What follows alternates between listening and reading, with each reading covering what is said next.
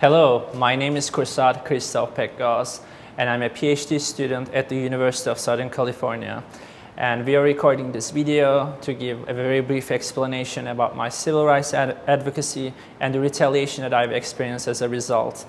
I've always been drawn to human rights advocacy. While I lived in Turkey, I've engaged in extensive advocacy to protect the civil rights of ethnic and religious minorities, especially groups who are negatively impacted by Islamic fundamentalism. And I've definitely experienced certain negative results as a result of my advocacy at that time. On college campuses, the odds are really stacked against male students, as women are the majority of students. I basically went through all the female-only programs and scholarships and departments that USC offers. I basically just compiled a list and I filed a federal complaint. Here in the United States, I found myself drawn into men's rights, and I understand that the label can be unconventional to some, but my experiences and my research have led me to believe that men face discrimination in various walks of life. Here in the United States, men face significant forms of discrimination in family courts, also in the criminal justice system, and last but not least, in the education system. In the last year, the Department of Education has opened several investigations into American universities after complaints that those universities are systematically discriminating against male students. The argument is essentially that by funding women's-only scholarships and programs, universities are discriminating against men. Men are a minority of college students, including both undergraduate and graduate students. Despite this fact, many colleges offer massive affirmative action programs, not for the male minority, but for the female majority. I guess it's really incomprehensible to me that with men being the minority, that all these female-only scholarships are still going on in this. In addition to this, many colleges also fund women's studies departments and women's centers.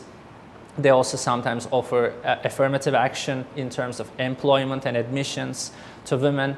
And some of these programs, especially women's studies departments, have come to the fore really in terms of their hostility against family values and also in terms of their hostility against men as a class.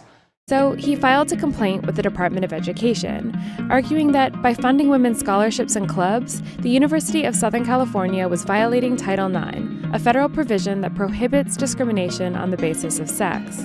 The Department of Education has received complaints like this before against other universities and dismissed them. This time, though, the administration opened an investigation into USC. I've written a series of civil rights complaints in order to challenge these female-only programs. And my complaints have received coverage from USA Today, Fox News, NBC, from the Associated Press. And unfortunately, even though I have received many supportive messages, the University of Southern California has engaged in extensive retaliation against me, in addition to defamation and also ostracism that I've experienced from the English department. The university has deprived me of my funding for the 6th year of my PhD. And this funding is routinely granted to all graduate students, so they have singled me out for negative treatment for no other reason but because I'm engaging in the civil rights advocacy in order to champion the rights of men as a class. All my advocacy so far has been pro bono.